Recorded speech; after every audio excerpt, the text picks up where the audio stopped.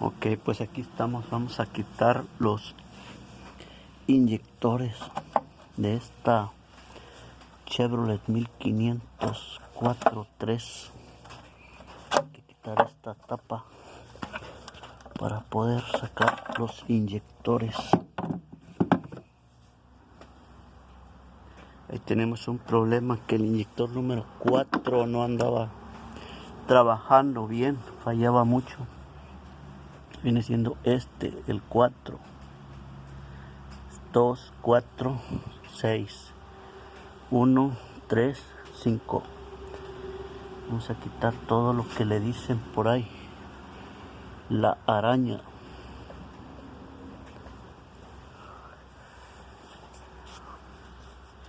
Chevrolet 1500 4.3 2005.